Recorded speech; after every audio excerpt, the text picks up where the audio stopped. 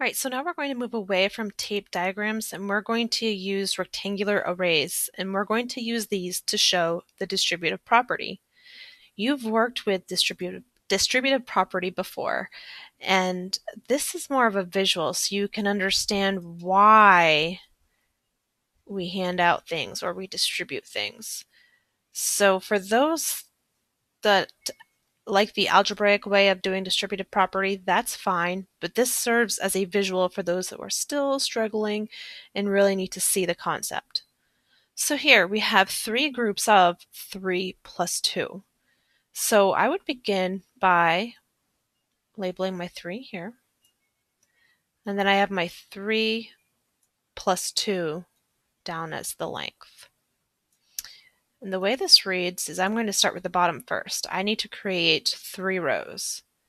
And I'm actually going to choose a different color for this, I think. So here's my 3. 1, 2, 3. And then here's my 2. So 1, 2. And then I have my 3 here. Then I have to look on the side because there's a 3 over on this side.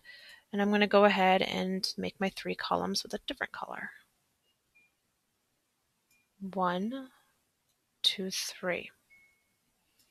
So really, this is a rectangular array to show the distributive property of 3 times 3 plus 2. And you can go ahead and you could, I'm going to use this color to count them out. So I have 1, 2, 3, 4, 5, 6, 7, 8, 9, 10, 11, 12, 13, 14, 15. So I have a total of 15 units showing this method. The other way you could see this would be if I had my expression 3 times 3 plus 2.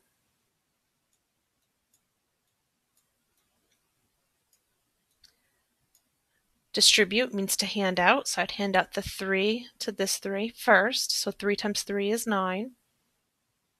And then I'd hand out the 3 to the 2, and it's a positive 2.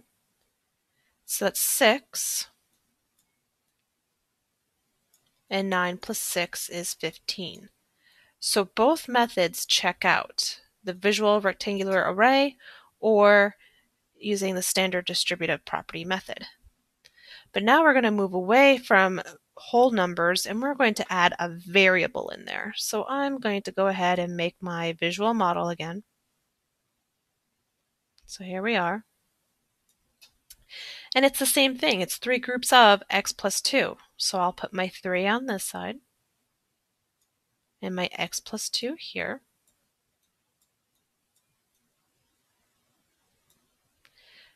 So I'm going to go with what I know, and what I know is this. I have 2 rows here, and I don't know how many rows I have here. It's x, so I'm going to leave it blank. And then I'm going to go on this side and divide it up into 3. So I have 1, 2, 3.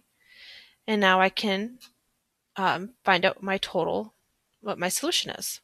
Well, before we just counted the units because we knew what every single unit was. Here, I'll use a different color. I have one group of x here, another group of x's here, and another group of x's here for a total of 3 x's. Plus, I know I have 1, 2, 3, 4, 5, 6 units. So I just used an array to show through groups of x plus 2. The final answer is 3x plus 6. If you wanted to do it the algebraic method, which I will use in a different color, I'll use green and I'll rewrite it. It's 3 and then x plus 2. And again, I'm going to distribute or hand out. So 3x. And then the 3 with the 2, that's a positive 2. And it looks like using the array and the algebraic method, they both check out as the final solution of 3x plus 6.